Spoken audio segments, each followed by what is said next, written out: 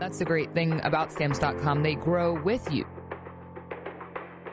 As much fun as I had, I couldn't wait to get back to my Sleep Number bed. Yep. I love my Third Love bras. They're hands down the most comfortable bras I've ever owned. I love making Blue Apron. I love it. It's my me time.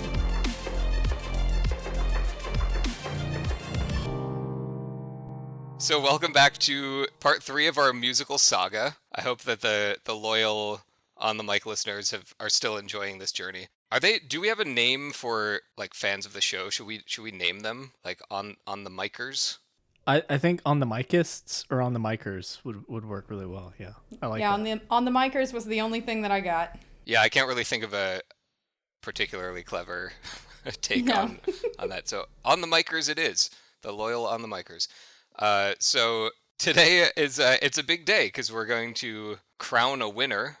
We're going to listen to some updated versions of the tracks that we heard and liked last week. Real quick, though, a slight tangent. I know that, everyone here is a music fan. I know, Lindsay, you're a huge film score person. Mm-hmm. The other day I was listening to the Who Framed Roger Rabbit soundtrack the other day. Oh, so good. It's so good. It's brilliant. And also one of my all-time favorite movies. But I had it kind of sitting in a queue that I wasn't really, a playlist that I wasn't really thinking about for a while, and it came on while I was doing other things. So I didn't really initially register what I was listening to. And at some point I heard this like chord progression, this sort of particular arrangement. And immediately it just like caught my attention, and I immediately said, Back to the Future. Wait, what am I listening to?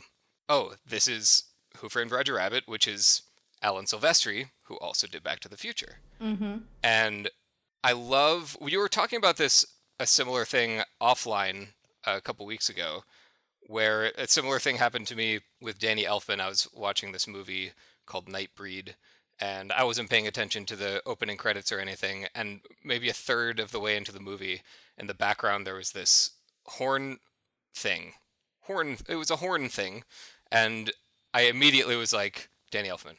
Danny Elfman definitely scored this, and I looked it up, and that was the case. And I just love the fact that, it's one thing to be, as a player, like if you're a guitar player or a piano player, having kind of a signature guitar tone or sound or a signature way that you like to play or improvise or play solos. Like, that's really cool. But I love that also can happen just on a composition side. When you write music, you can still have these little signature tendencies that can be immediately identifiable, and it's kind of a calling card.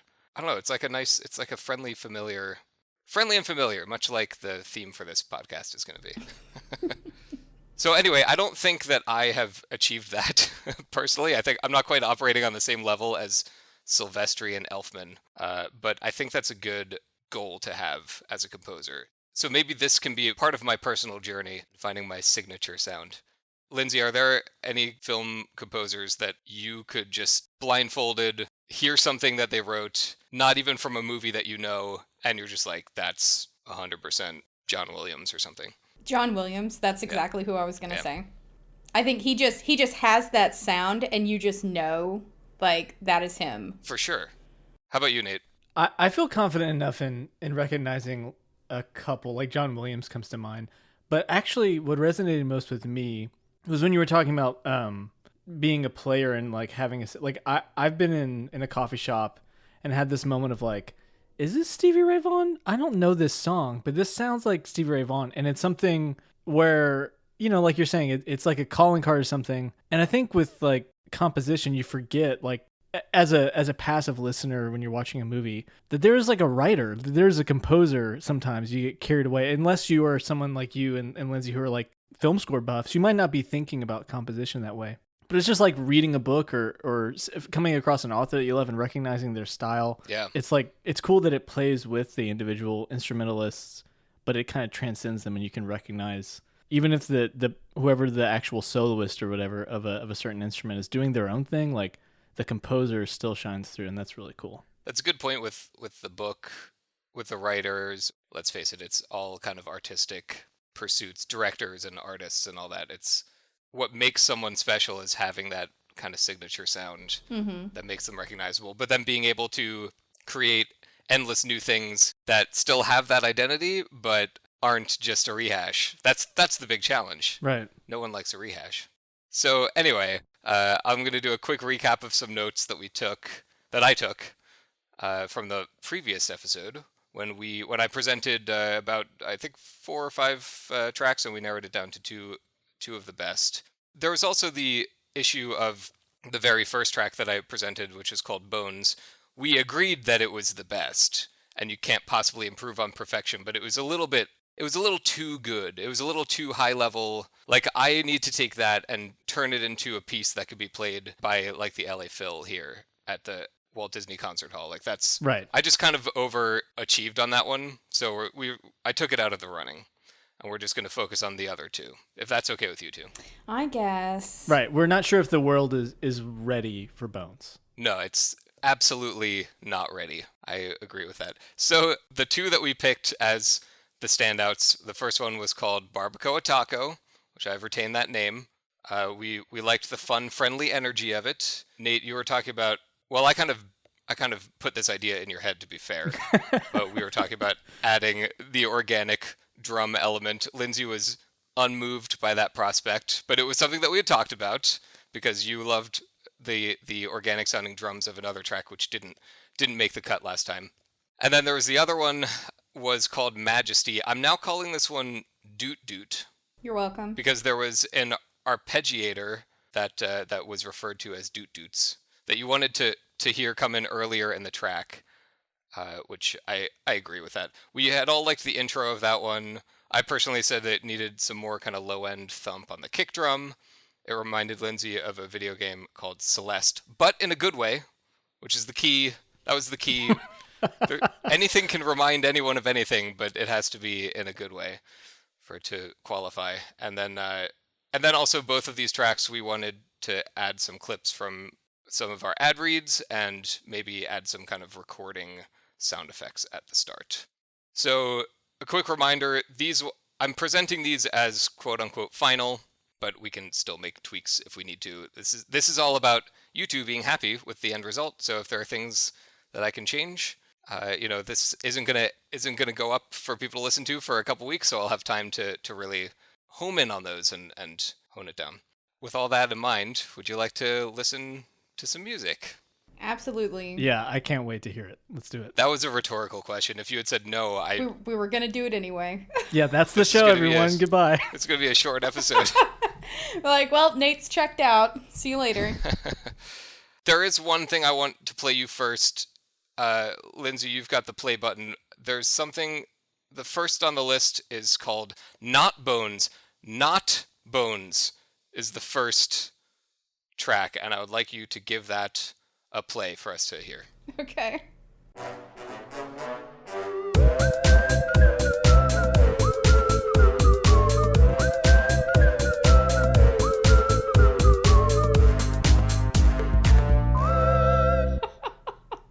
It's still my favorite. Yeah, you could not say that was Bones, because it's not the same track. Yeah, I mean, granted, I took part in a little trickery there. I wanted to get you unsuspecting. Okay. First of all, also, I'm so sorry to everyone listening. I'm still referencing jokes from 2 episodes ago. I couldn't help myself. I know we said we couldn't improve on perfection, but I like a challenge. I extended it. I made it like a dance hit. So I don't know if you have any more thoughts on that one, but I wanted to present it for your consideration just in case your minds are changed. I feel like maybe more whistling, but I love what you're doing with Not Bones. Maybe a whistling duet. Yeah, or like some harmony with the whistling. Yeah. And for any listeners who haven't been listening to the whole series, first of all, that's going to be confusing. What are you doing? Go back and listen to episodes 1 and 2. But yeah, I mean, I think it's going to be everyone's favorite, and I can see this becoming a dance hit, as you said. Can you imagine if last time I had come in with basically like 4 options that were of that just like variations on vein Bones. and quality, but I was dead serious. Like, this, my friends, is the best I can do. This is me at my best. I want you to pick the best one of it. Like, you would just. I wish I had done that as a joke just to see your faces just agonizing over how to tell me that I was really bad at what I did. I don't know. I think you're living in the future. You're in 3022. Yeah, that could have been like a Christopher Guest like podcast kind of thing going on, almost Maybe like a Spinal Tap episode. Maybe I'll pitch that for a Christopher Guest podcast theme. Christopher Guest, if you're listening. If Christopher Guest is listening, reach out. I have other things I want to talk to you about. Spinal Tap, very big for me when I was a kid. Okay, so anyway, sorry for the diversion. Let's go into the real first option. What I want to know is, so for each of these two, I have an intro, I have a bumper, and I have an outro. Ooh. So let's listen to the intro, the bumper, and the outro for Barbacoa Taco. We actually use scrimp in our home. You really need to do yourself a favor and consider a sleep number bed. Miro can be used to keep track of in-production videos and podcasts.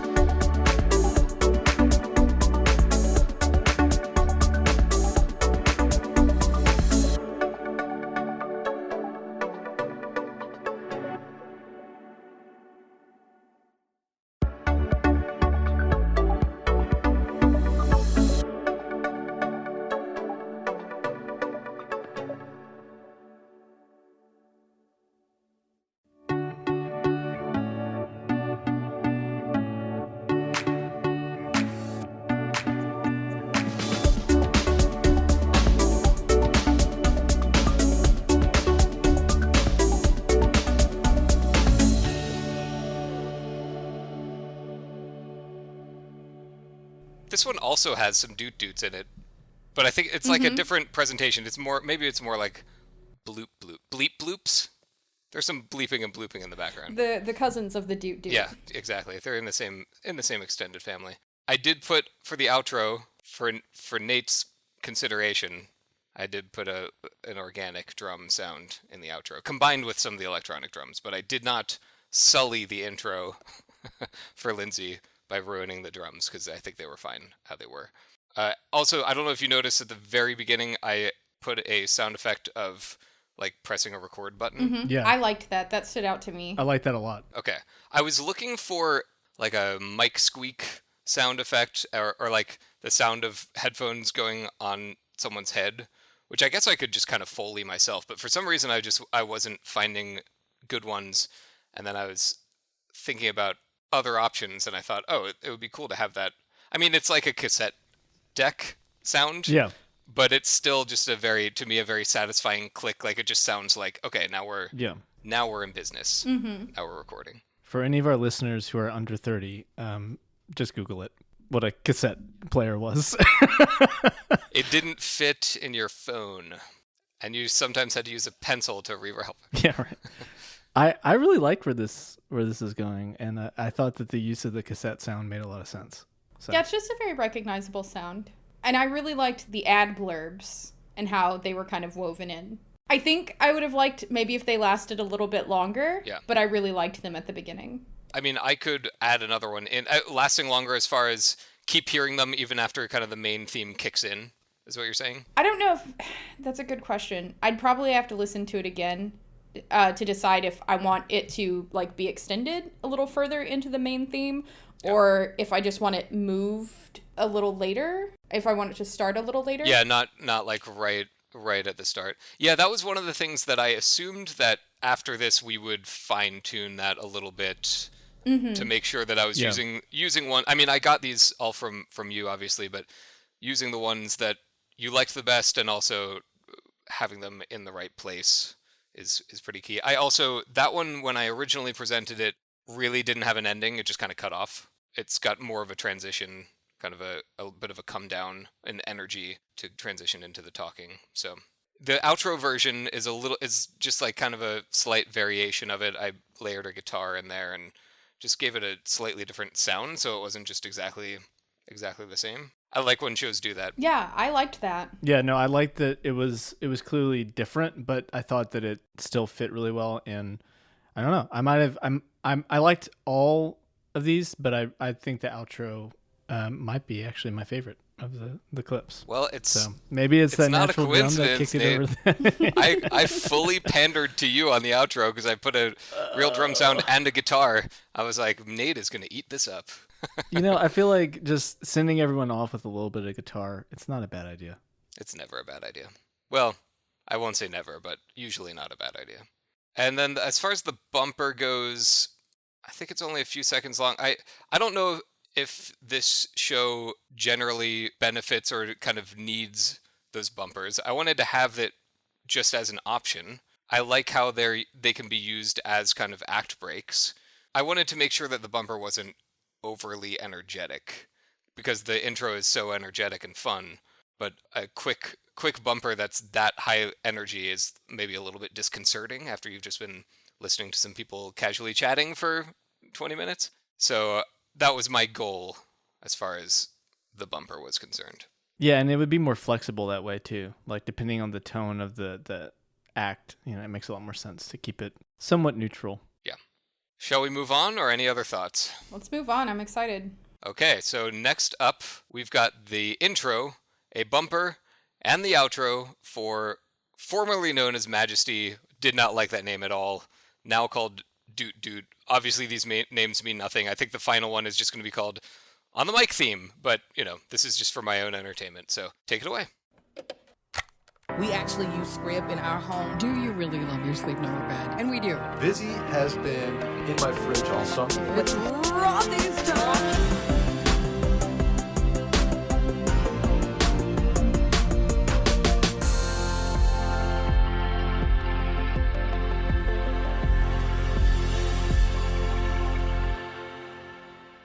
This one, love it. Love that it goes, it's Rothy's time, and then it goes into the main part. Love it. That was my favorite. As soon as I heard that clip, I was like, this has to be used. It didn't quite fit in the other one, but it was such a perfect transition for this that I couldn't help myself. I thought that sounded great, man. Sorry, I got ahead of myself. I got a little too excited. I'll play the bumper and the outro.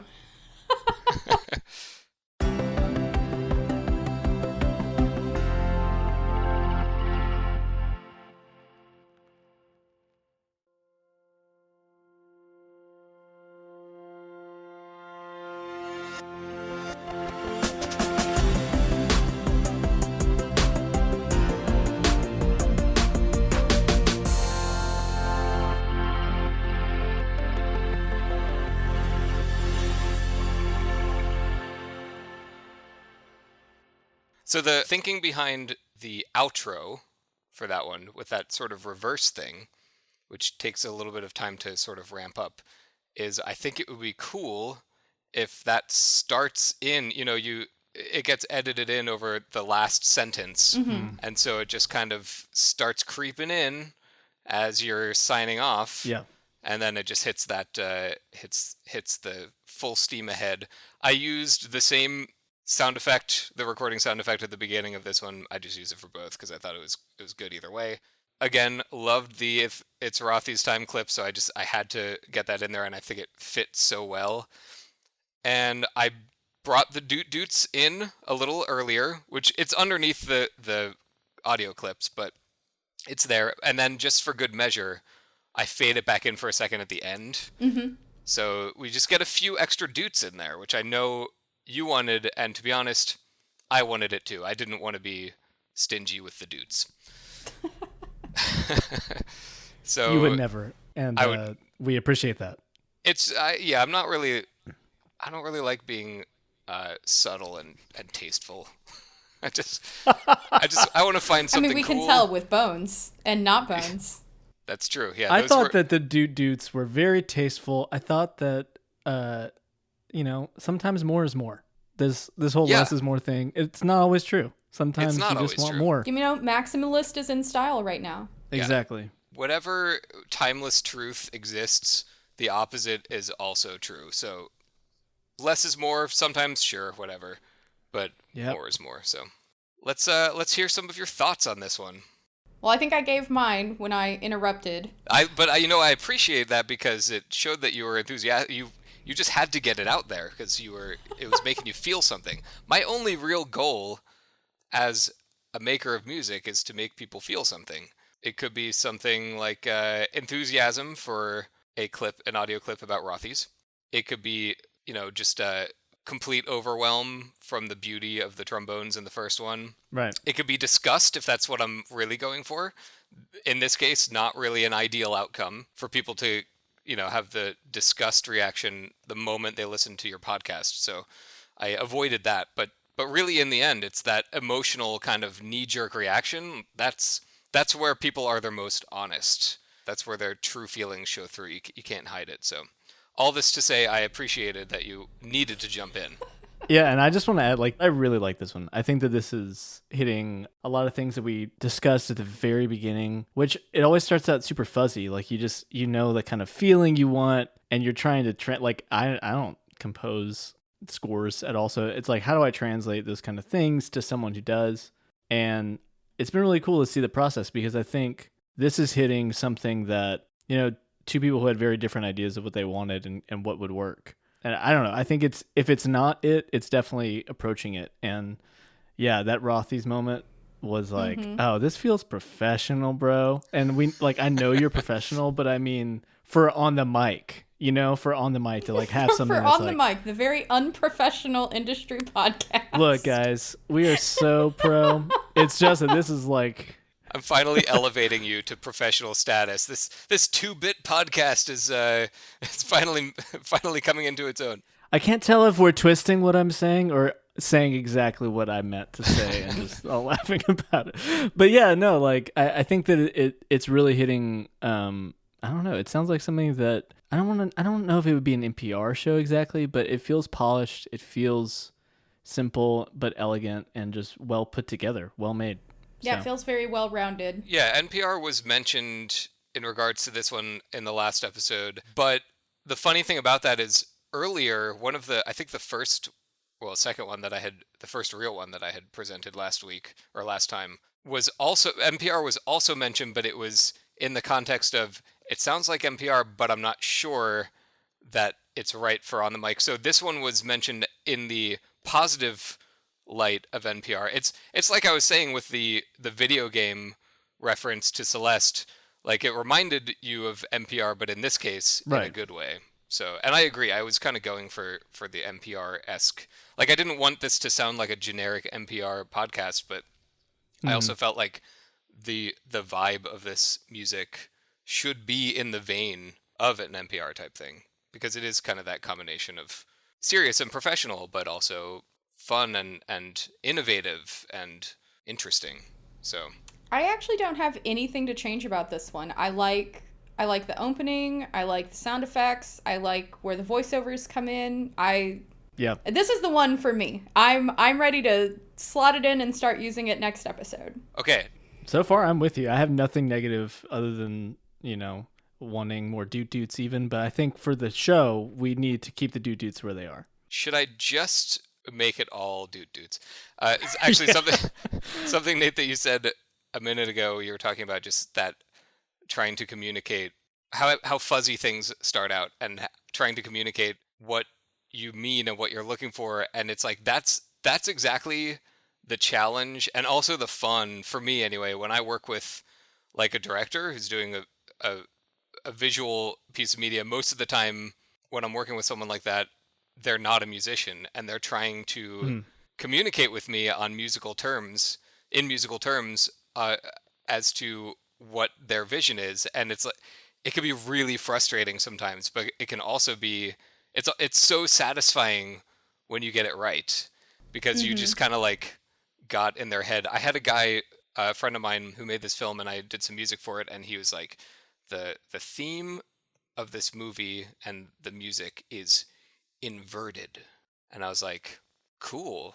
What does that mean?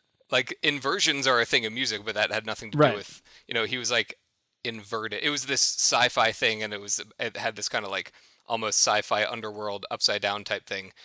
And I just had to take that and be like, okay, I get to decide what that means, what that sounds like, and then really hope that when I give it to him, he's like, yep, as opposed to that's not even remotely. So it's like it's that fuzzy kind of beginning it's really intimidating, but it's so much fun, and when it starts coming together, it starts getting very satisfying.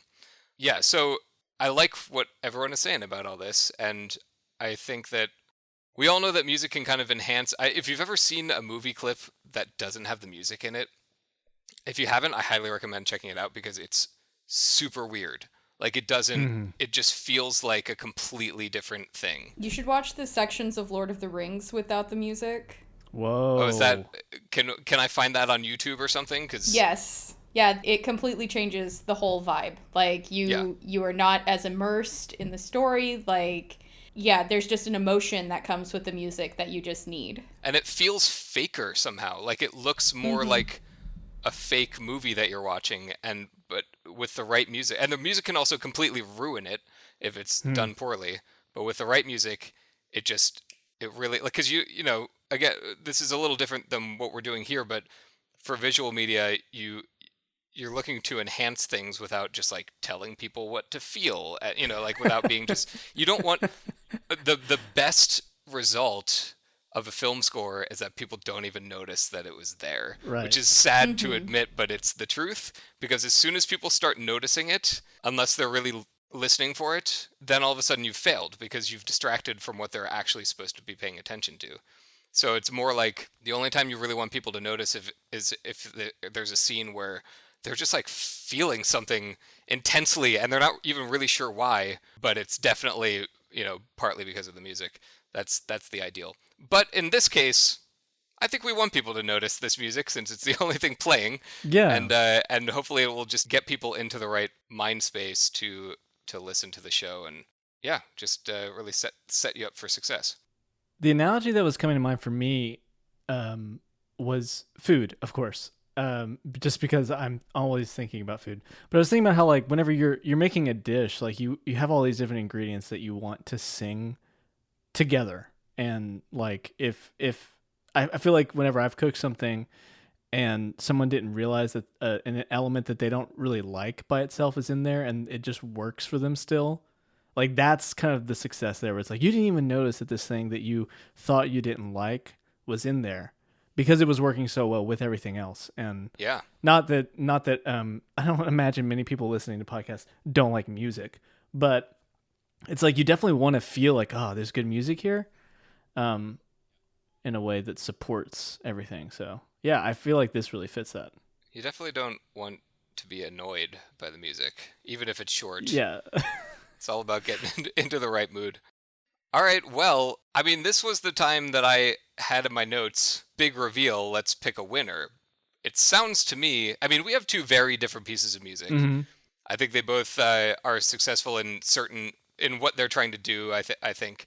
But we can only pick one, and only one is really the match for the show. It sounds to me like there's a clear winner, but I'll pass it over to you two in case you have any other notes or thoughts as far as which should be crowned. Well, I think we have discussed it, and it's clearly going to be Not Bones. Right. It's going to be not Bones. Wait. Fair enough. Roll it again. No, I think I don't know if we want to call it Doot Doot. No, like I said before, these names are just for my own amusement. We can call it the On the Mic theme. Do you want it to have a title? I don't think it necessarily needs a title. It can just, I mean, I think On the Mic theme is title enough. It is what it is. We're not taking music that was already, stock written and repurposing it. I mean, I am partial to Doot Doot, but it's fine. Of course. Well, in your heart, it will always be Doot Doot. So it sounds like we've got a clear winner in Doot Doot, which will now henceforth be known as the On the Mic theme. I will connect with the two of you offline to do any final kind of little tweaks if we need them. But I feel good about it. That was the one that I was kind of hoping would get picked because I felt like it was the one. So I think we're actually all on the same page on that.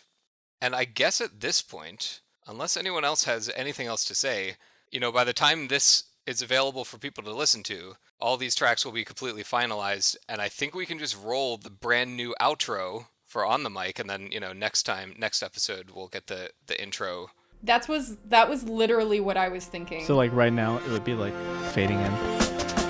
If you enjoyed this episode, be sure to subscribe for updates on future episodes and leave us a comment with your feedback, questions, or ideas for future segments. If you would like more information on Ad Results Media and what we do, please visit us online at adresultsmedia.com. This podcast is an Ad Results Media production.